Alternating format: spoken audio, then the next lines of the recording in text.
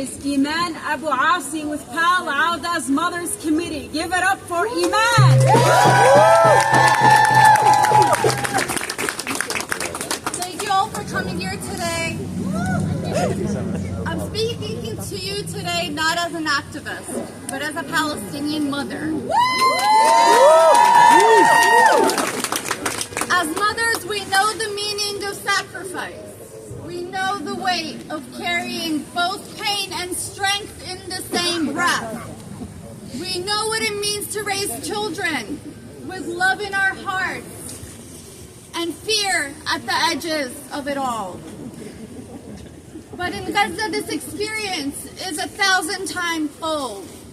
In Gaza, despite the relentless oppression, under the skies that reign with genocidal intent, we see images of Palestinian mothers continue to nurture not just their children, but the spirit of their people.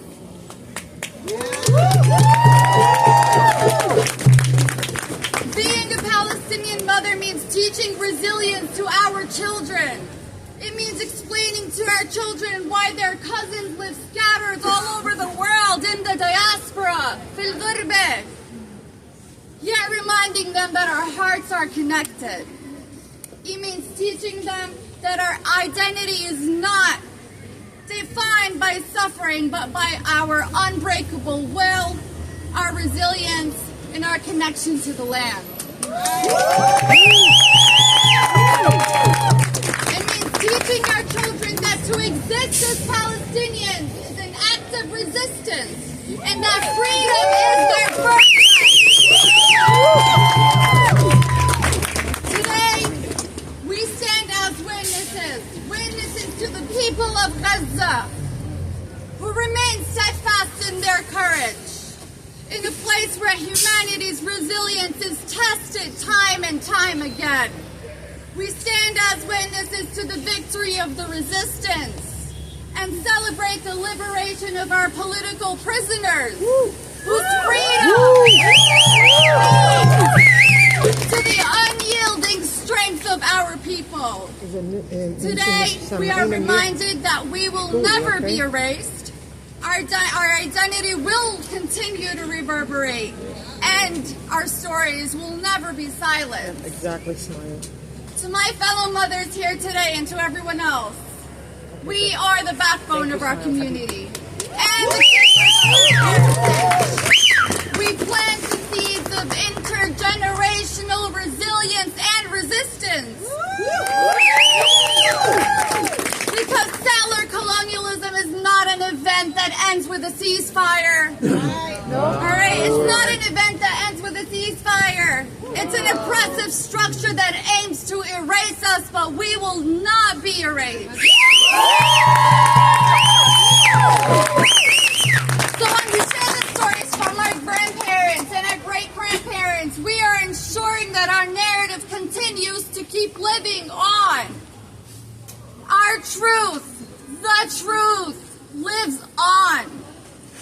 No matter how fiercely settler colonialism tries to erase it all. We share our stories not to reminisce. No matter how painful they are, we share them because with pain and rage, the resistance gets fueled against oppression. Pain and rage is necessary for the resistance to oppression. Because where there is rage against injustice, there is a love for justice, and one cannot exist without the other. So mothers, as you kiss your children goodnight, tell them the story of our victory. Whisper to them the names of our villages. Tell them about the olive trees that have stood for centuries bearing witness to our history, each telling its own story of our land. Let them feel the pain, the rage. Let them feel it. Do not shelter them. Do not keep it from them. Let them feel the pride of their identity. Let them know that through their existence, our fight for liberation continues. They are the future of the resistance, and our children will grow up to know justice, dignity, and freedom.